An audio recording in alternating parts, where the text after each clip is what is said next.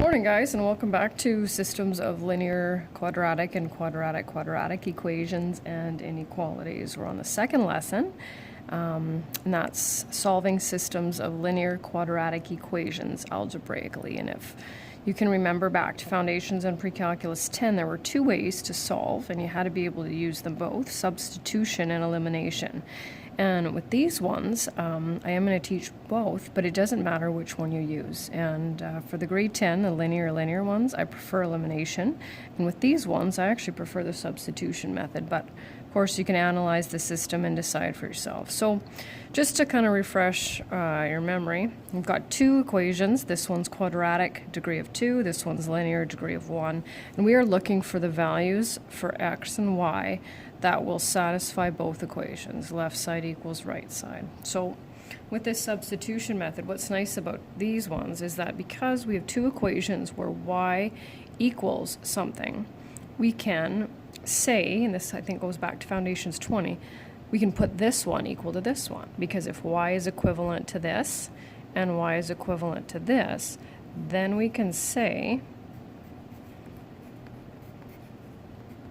that they're equal to each other. And so now we're going to solve, and this is where we're going to want to factor, of course. So we're going to move everything to the left side and make it equal to 0. So I'm going to subtract 2x from both sides, subtract 1 from both sides, and then we need to find two factors of 6 that add up to -7. So that will be -6, -1. And then just to go through the long way, we put each factor equal to 0. Right? Now sometimes what students like to do at this stage is they like to just go with a solution set 6 and 1. But don't forget, those are only our x values. We need the y values. So I always try to find the easiest equation, the linear one in this case. And so we're going to put this x value back into here to figure out our y value.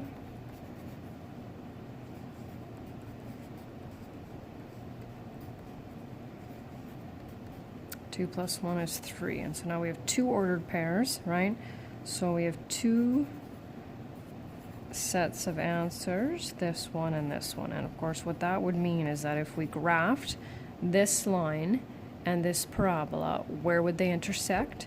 6 and 13, you can picture that in quadrant 1, as well as 1 and 3. If you wanted to verify that those were the correct answers, of course, you'd have to take the 6 and the 13, substitute them in this equation and this equation to make sure left side equals right side, as well as taking the 1 and the 3 and substituting them into both equations to make sure left side equals right side. All right. Trying to do something a little bit different here and zoom in a little bit more. So here's our next one. This one's a little bit different. I'm going to do this one a different way, the way that we did it in Foundations and Pre-Calculus 10. So what I'm going to do here is I'm going to isolate the y. That's important. In grade 10 you had a little bit more flexibility, but because we have two different variables here, we've got to be careful. So I'm going to isolate the y. That's better. So adding x squared, and I always like to keep mine in order. So now what I'm going to do, isolating y here is not going to be as good of an idea, let's say, because we're going to end up with a fraction. So what I'm going to do now is take this expression for y, and I'm going to take it, and I'm going to rewrite this equation, and I'm going to substitute that so that I'm only dealing with one equation and one variable, minus 5x. And we're going to take lots of concepts from grade 9 and grade 10 and put them together here. So now we're going to solve. So we're going to distribute the 4 minus 20x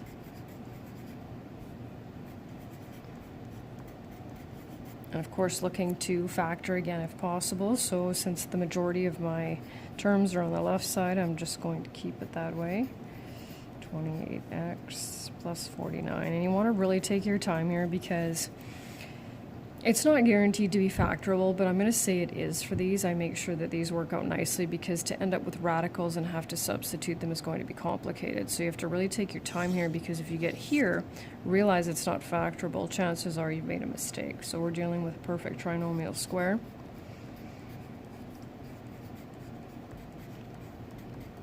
We don't need to, since we have two identical factors, we obviously don't need to deal with them twice.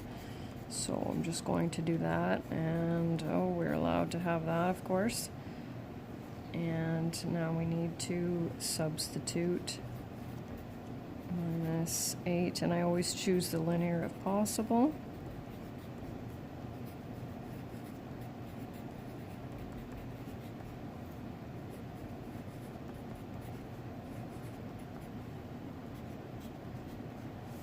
And there we have it, 7/2 for my x value, and 7/4, and we are finished.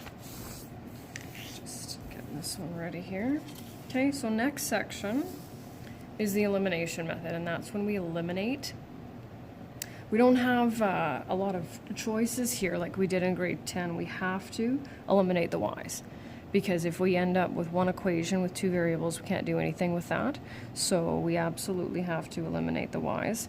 And this is where it becomes just a little bit interesting.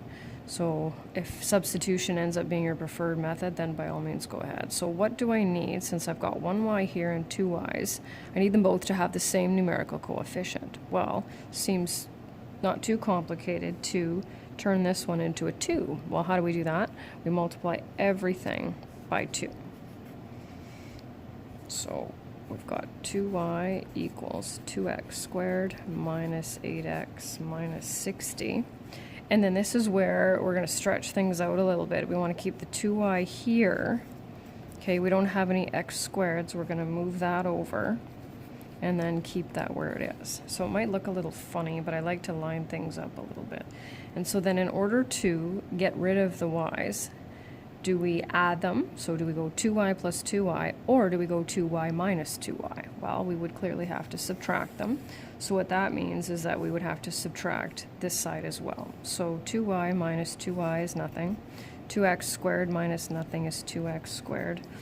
Negative 8x minus negative 8x. Watch carefully, because sometimes students decide they want to add parts of it, but you can't.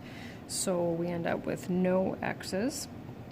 Negative 60 minus negative 10 is negative 50, and that's where we're going to look at this and say, okay, now we need to factor it. So we'll take out the GCF. Difference of squares. And I always like to show students how this 2 disappears, so that students don't think we just get rid of it, right? We divide both sides by the numerical coefficient, and then we end up with this.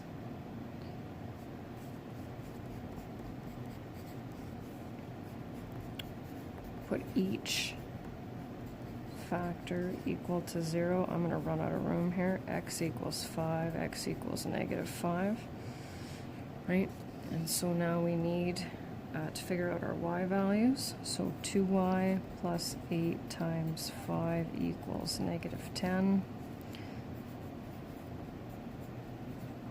And I'm showing more steps than I need to see here.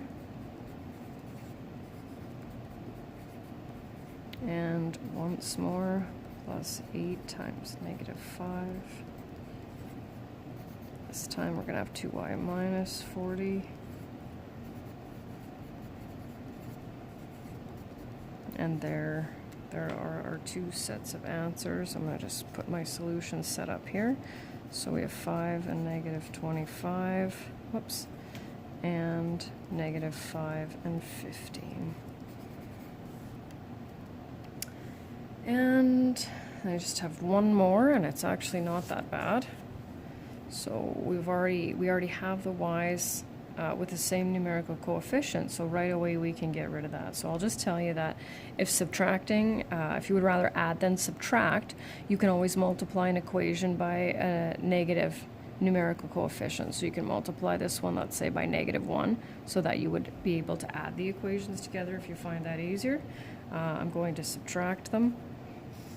So y minus y is nothing. Gotta watch here. I'm not going to rearrange it though, but x squared, I don't have any x squareds in the second one. Negative 11x minus negative 12 gives me a positive 1, and negative 36 minus 36 gives me negative 72. So already everything's on the right side. I just need to factor. So x plus 9, x minus 8. Put each factor equal to 0.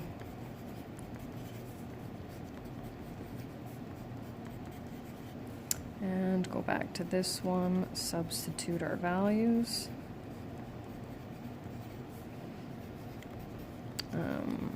108, get some large numbers here. And don't forget, nothing is off limits when it comes to possibilities. Obviously, you wouldn't want to graph this one because you can already see where they're going to intersect. Doesn't sound like a lot of fun, but that's why we solve these ones algebraically. Just sneak out here. Negative 96 plus 36. And we are finished. So you'll notice in the instructions it just says solve. I think it says using substitution or elimination. It's entirely up to you. You can choose any method, and you don't need to be able to use both, just as long as you can solve. So I hope you guys had a good Easter break, and I hope you're a little bit caught up anyway in everything, so that you don't have too many lessons to deal with. So that's it for today, and we'll be dealing with quadratic equations starting tomorrow. Talk to you soon.